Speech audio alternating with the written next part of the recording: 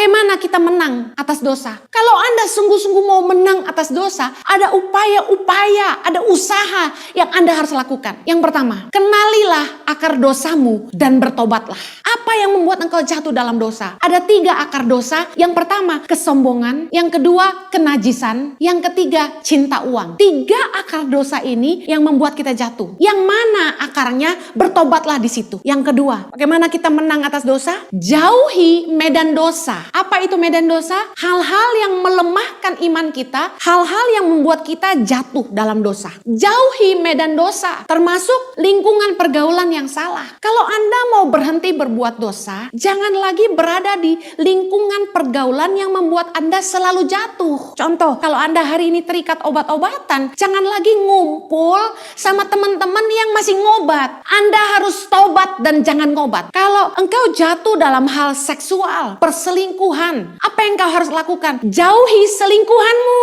ganti nomor handphonemu, pindah rumah, apapun yang kau bisa lakukan untuk menjauhkan diri dari orang yang membuat kita jatuh. Apa yang membuat engkau hari ini jatuh dalam dosa? Mencuri uang. Kenapa bisa mencuri? Karena kekurangan. Kenapa bisa kekurangan? Karena banyak hutang. Kenapa bisa banyak hutang? Karena tidak bijak dalam mengelola keuangan. Bereskan akarnya. Bayar hutang-hutangmu. Berubah cara hidupmu. Yang ketiga, bagaimana kita menang atas dosa? Berubahlah dari cara hidup yang lama. Mustahil memulai hidup yang baru dengan cara-cara yang lama. Hiduplah sebagai anak-anak terang. Dalam Efesus 5 ayat yang ke-8 kita baca sama-sama. Memang dahulu kamu adalah kegelapan, tetapi sekarang kamu adalah terang di dalam Tuhan. Sebab itu hiduplah sebagai anak-anak terang. Karena terang hanya berbuahkan kebaikan dan keadilan dan kebenaran. Dulu memang kita hidup dalam kegelapan. Hari ini kita adalah terang di dalam Tuhan. Mari hidup sebagai anak-anak terang. Anak-anak terang itu berbuahkan 3K.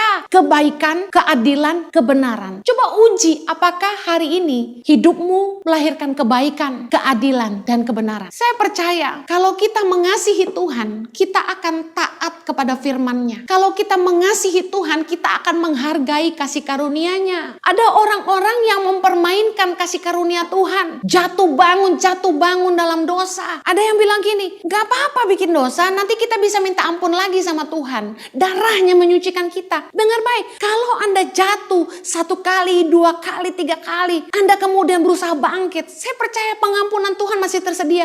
Tapi kalau bolak-balik jatuh, itu namanya gak punya pertobatan. Jangan mempermainkan kasih karunia Tuhan. Kemenangan Kristus dalam hidupmu menjadi sia-sia kalau engkau mengambil kembali apa yang Yesus telah lepaskan. Justru kalau kita mengasihi Tuhan, kita tidak mau menyakiti hatinya terus. Kalau kita mengasihi Tuhan, kita harusnya belajar menghargai kasih karunia-Nya. Kita tidak mau lagi berbuat dosa. Tetaplah kerjakan keselamatanmu dalam Filipi 2 ayat yang ke-15. Supaya kamu tiada beraib dan tiada bernoda sebagai anak-anak Allah yang tidak bercela di tengah-tengah angkatan yang bengkok hatinya dan yang sesat ini. Sehingga kamu bercahaya di antara mereka seperti bintang-bintang di dunia. Sambil berpegang pada firman kehidupan agar aku dapat bermegah pada hari Kristus bahwa aku tidak percuma berlomba dan tidak percuma bersusah-susah. Dengar baik, jangan sampai iman kita, kepercayaan kita kepada Tuhan menjadi sia-sia. Jangan sampai pengorbanan Yesus buat kita jadi sia-sia. Jangan sia-siakan kemenangan yang Yesus berikan dalam hidupmu. Jangan lagi hidup di bawah hukum Taurat. Tidak ada perbuatan baik kita yang bisa menyelamatkan kita. Oleh karena itulah kita butuh kasih karunia Kristus. Terimalah itu, percayalah kepada keselamatan yang datangnya dari Kristus. Dia telah menebus dosamu. Kita bisa menerima keselamatan karena iman, bukan karena perbuatan baik kita. Yang kita perlu lakukan adalah percaya dengan iman bahwa kita telah ditebus dari dosa-dosa kita, dari cara-cara kita hidup yang lama. Dan bagaimana supaya kita tidak sia-sia saja menjadi percaya? Jangan hidup lagi di dalam dosa. Kita harus hidup jadi terang. Biarlah terang Kristus bercahaya lewat hidup kita. Pastikan kita hidup di dalam kebenaran firman. Jangan mempermainkan kasih karunia Tuhan. Saya berdoa agar keselamatan yang daripada Tuhan menjadi kemenangan yang kita bawa sampai akhir.